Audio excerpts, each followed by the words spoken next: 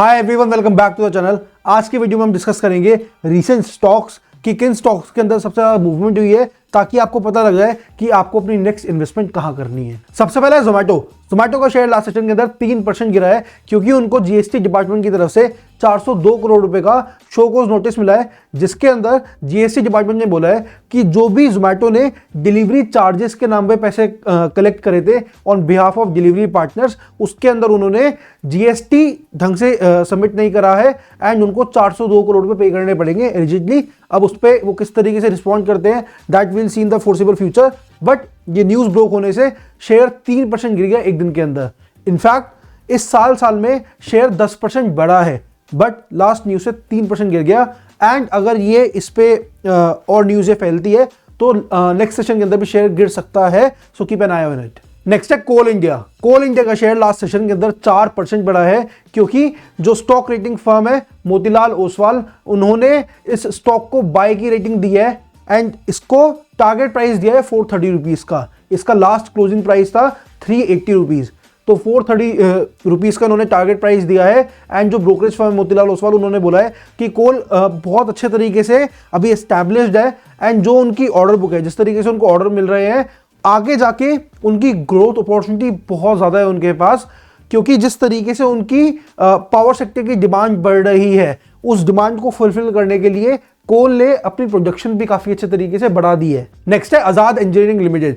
Sachin Tendulkar backed company है ये and इसका आईपीओ लिस्ट हुआ है लास्ट सेशन के अंदर। आईपीओ काफ़ी अच्छा रहा है इसका, क्योंकि जब उसका लिस्टिंग प्राइस था वो था 524 रुपीज़, बट जब ये क्लोज हुआ तो 677 रुपीज़, 30% हायर पे क्लोज हुआ। तो इन्वेस्टर्स को इसने काफ़ी अच्छा पैसा कमा के दिया है। एंड ओवरऑल जो ये स्ट्रॉन्ग लिस्टिंग है, इसका सिंपल वही मतलब है कि जो इसमें इतना ज़्यादा इंटरेस्ट दिखाया था इसके आईपीओ में, आपने देखा था कि 179 टाइम्स ही सब्सक्राइब हुआ था, तो इट वॉज ऑब्वियस कि इसका डेब्यू काफी ब्लॉकबस्टर होगा and 30% is a very good number. Next है हिंदुस्तान पेट्रोलियम कॉर्पोरेशन लिमिटेड।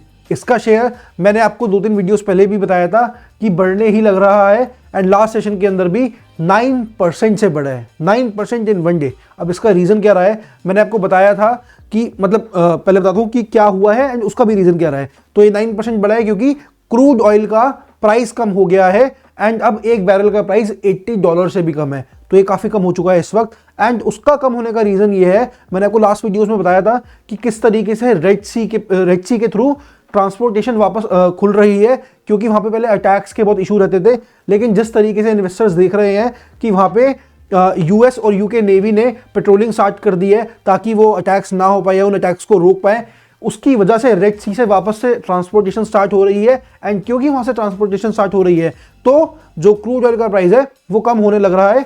तो सिर्फ एचपीसीएल को नहीं, लेकिन जितनी भी ऑयल मार्केटिंग कंपनीज हैं उनको फायदा हो ही रहा है।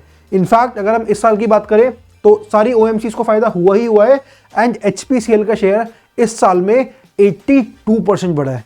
जिस हिसाब से सारी चीज़ें हुई हैं और क्रूड ऑयल के प्राइसेस नीचे गए हैं, 82% एक साल के अंदर एंड लास्ट सेशन के अंदर 9%, which is a very big deal. Next है सूला वाइनयार्ड्स लिमिटेड। इसका शेयर लास्ट सेशन के अंदर 5% बढ़ा है, क्योंकि कंपनी ने अनाउंस करा कि जो उनका वाइन टूरिज्म का बिजनेस था वो काफ़ी अच्छे तरीके से बूम करा है एंड क्रिसमस ईव पे उनके पास 5000 से ज़्यादा कस्टमर्स आए हैं। अब ये वाइन टूरिज्म बिजनेस क्या है, अगर आपको नहीं पता तो उन्होंने भी रिसेंटली स्टार्ट करा था, जिसमें जो उनकी फैसिलिटीज़ है नासिक के अंदर और बेंगलुरु के अंदर, वहाँ पे वो कस्टमर्स को बुलाते हैं एंड फैसिलिटी को पूरा एक्सप्लोर करवाते हैं। तो जितना मैंने सुना है कि जिन लोगों को वाइन का शौक है उनको ये फैसिलिटीज़ एक्सप्लोर करने की बड़ी फैंटेसी होती है, क्योंकि एक जैसे वाइन के जितना मैंने सुना है कि उनके बैरल्स होते हैं एंड जितनी पुरानी वाइन होती है उतनी बढ़िया होती है, तो वहाँ पे जाके वो सब कुछ एक्सप्लोर करते हैं कि किस तरीके से क्या हो रहा है, कहाँ पे क्या बैरल्स रखे हैं। That is an experience for them. So उससे एक ऑब्वियसली सेंटिमेंट पॉजिटिव बनेगा एंड शेयर लास्ट सेशन के अंदर 5% बढ़ गया। इनफैक्ट 23 दिसंबर से लेकर 25 दिसंबर के बीच में उनके पास 12,000 से भी ज़्यादा कस्टमर्स आए हैं वाइन टूरिज्म के लिए। सो ये ओवरऑल उन कस्टमर्स को एक्सपीरियंस अच्छा देता है, वो उनकी ब्रांड को लेकर लॉयल्टी बनती है एंड वर्ड ऑफ माउथ होता है कि ओके मैं वहाँ पे गया था, वहाँ पे इस तरीके से ये था। तो ओवरऑल ब्रांड बिल्डिंग के लिए काफ़ी अच्छी एक्सरसाइज है एंड इन सारी चीज़ों से सेंटिमेंट पॉजिटिव बना। शेयर लास्ट सेशन के अंदर 5% बढ़ गया, विच इज अमेजिंग। नेक्स्ट है housing and urban development corporation limited, hood को। इसका शेयर लास्ट सेशन के अंदर 12% बढ़ गया, क्योंकि इन्होंने अनाउंस करा कि इन्होंने एक MOU memorandum of understanding sign करा है गवर्नमेंट ऑफ गुजरात के साथ, जिसमें गवर्नमेंट ऑफ गुजरात 14,500 करोड़ रुपए इन्वेस्ट करेगी हाउसिंग और अर्बन इंफ्रास्ट्रक्चर डेवलप करने के लिए गुजरात के अंदर। इससे शेयर को ऑब्वियसली एक पॉजिटिव सेंटीमेंट मिला एंड शेयर 12% बढ़ गया। एंड अगर मैं इस साल की बात करूं तो 144% बढ़ चुका है ये शेयर। एंड अगर हम निफ्टी 50 देखें तो निफ्टी 50 सिर्फ 19% बढ़ा है। तो 19% 144% मतलब बेंचमार्क को इतना ज़्यादा आउट परफॉर्म कर रहा है, तो कुछ एक्सेप्शनल ही हो रहा है। So keep an I on it.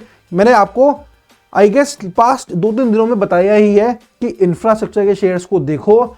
India का इंफ्रास्ट्रक्चर बहुत तेजी से बढ़ रहा है। देखो वो कौन सी कंपनीज बना रही है, उनके अंदर choose to invest by obviously doing your own research, but देखो उनकी तरफ।